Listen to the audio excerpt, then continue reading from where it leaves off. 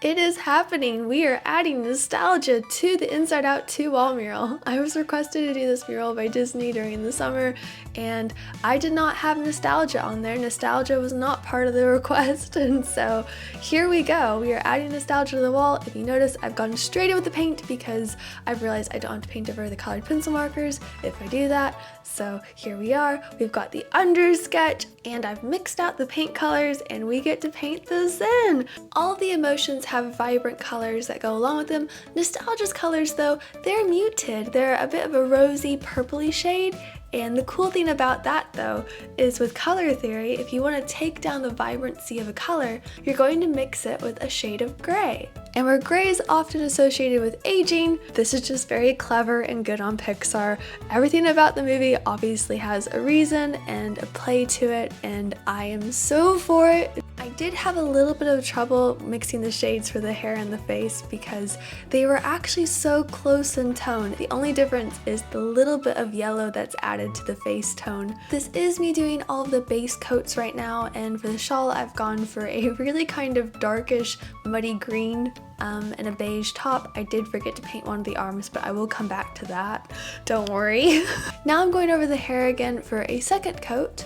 This time I get to blend in a little bit more of the shades of purple together, add in some darker rose colors, lowlights, highlights, all of that. We're blending back and forth. I have said this before with my wall paintings, I like to keep them a bit more basic in colors and shades because I want to make it easy on the eyes when you're looking at the big picture. Because as a drawing becomes more complex, when you look at it, you're going to have more complex emotions, whereas I just want to simply exist and have simple emotions while I'm in the Pixar space.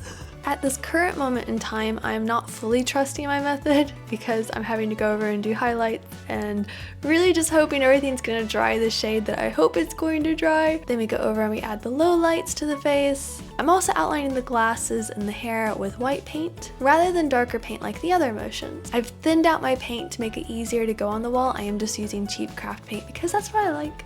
And when I thin it out, I'm adding water to it. And in doing that, it means I have to do a few more coats of paint when it comes to things like white or really light yellows. And so I'm going over everything again, really honing in those details and those lines. And eventually I will remember that I did forget to paint that arm. There will come a moment where that happens where I get to it and I'm like, oh. But I had really been looking forward to adding the white outlines to this character. While I was painting everything else, I was just thinking, this is gonna look so good once I get to outline it. So that's what I'm focused on, just the outlines. Once those were done though, my next point of focus was the green sweater because I was like, that's gonna look great once I can add some dots of pinks and yellows and blues and purples and lighter greens. Then the top finally got some shading and I realized I did not paint that arm. So we are now painting in the arm.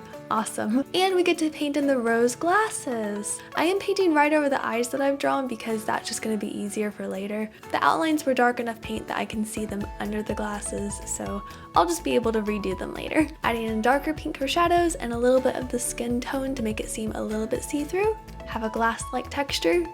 And we add the eyes back, the smile, and with a darker brown, I'm outlining the rest of the character. I got my painting box from the garage, and with my little roller, because I like to have more control when painting, I am painting the wall again.